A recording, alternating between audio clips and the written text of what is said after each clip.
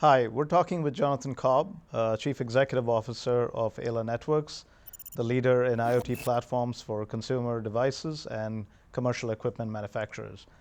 John took over as CEO of Ayla Networks in July of 2018 and is since responsible for the business growth and market leadership of the company. John, thanks for joining us today. Thanks, Prashanth. I'm looking forward to it. Tell us about the Ayla story. How has the company vision, strategy, and execution changed since you took over as CEO? Ayla's story is an interesting one. Founded in 2010 with the concept, with the founding thesis that eventually everything would be connected, and the goal to be the consumer IoT platform, including commercial manufacturers. And what's interesting is actually that vision has proven to be mostly correct. Maybe it's been a little slower than people were expecting, but we're still on track for 25 billion connected devices.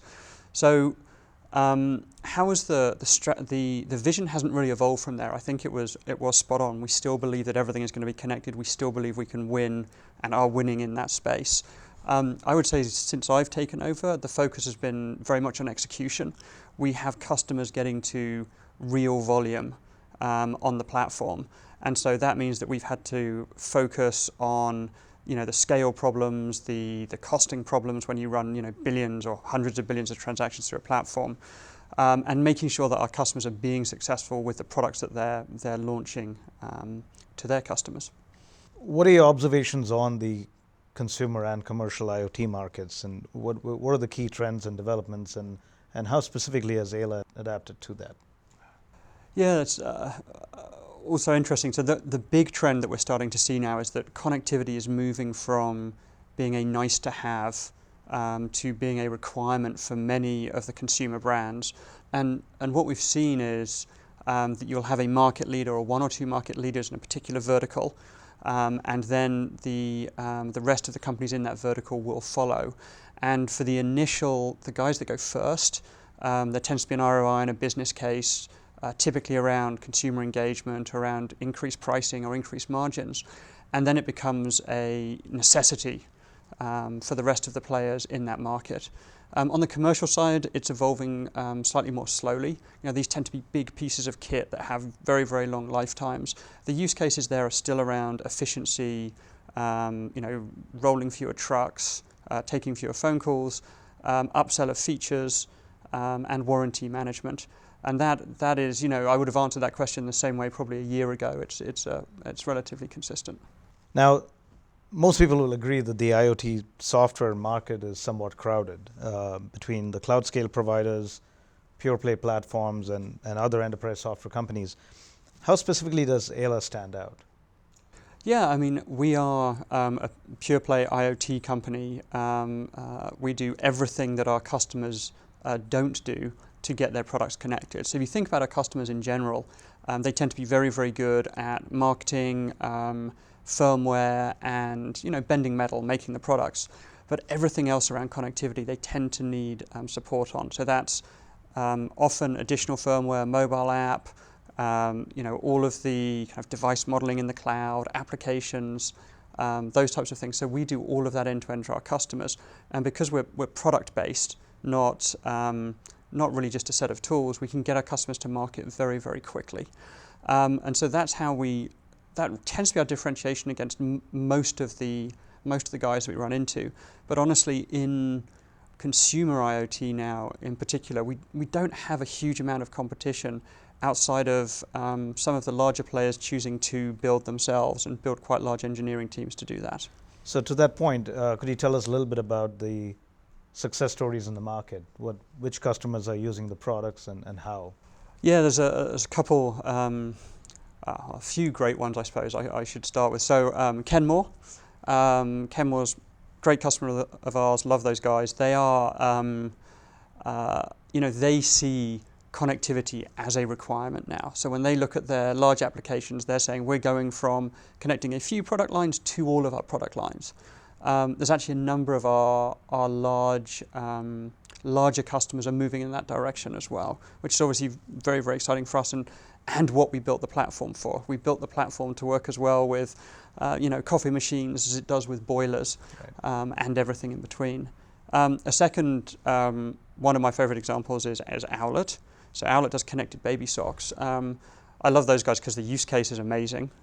Saving babies' lives. How can you not get behind that?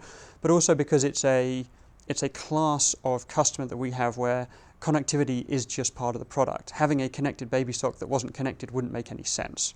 And we have a set of customers like that where, if the product wasn't connected, it wouldn't be a product at all. Connectivity isn't optional. Then the third example I'll give you is Shark Ninja. Those guys are amazing, partly because they get their products to market so quickly. It's great fun working with them, and they're really, really innovative. And what they've been using the platform for is continually upgrading and tweaking the robots once they're out in the field and getting feedback, and just continue to make the product better and better and better and better. And they do that so effectively. And that's obviously one of the main use cases for connecting products, is so that you can do that. And they're one of the customers that's really taken that to the next level. Great examples. Lastly, from your vantage point, how do you see the IoT market evolving, say, over the next 2 to 3 years? Yeah, wow. Massively. It's probably the first thing to say. So, there's really big macro changes. The first one is rollout of NB-IoT and Cat-M1. We keep talking about that, but having cheap connectivity for certain types of devices and use cases everywhere is opens up entirely new fields. When you can have a sensor sitting in a field that only has to check in once a day with a small amount of data, and you can now afford a cell plan for that opens up this whole new market. Equally, as you think about 5G rollout, having very low latency, high bandwidth, highly available, very resilient connections everywhere again. That becomes very interesting. You start to get into more medical and quasi-medical use cases that just would be a bit too difficult today. So I think there's the ongoing rollout of infrastructure and cost-effective infrastructure and use case targeted infrastructure that I think is going to really help our customers in the IoT market evolve. The second big trend, and again, because we're seeing lots of these different types of manufacturers, both in consumer and commercial space, connect all of their products, we're going to see more and more ecosystems and groups of ecosystems coming together and interacting. And I think that's going to be, or should be, I hope, kind of the next trend in IoT, where you have either very, very large ecosystems where devices work together and are intelligent and are aware of each other, or at least groups of ecosystems which are at least peripherally aware of each other. I think that's when we'll start to see some of the the use cases we probably haven't been able to execute on yet actually come to fruition. So I'm excited about that as well. That's very insightful. John, thanks very much for talking with us today. Thank you, Prashanth. I really enjoyed it. Thanks.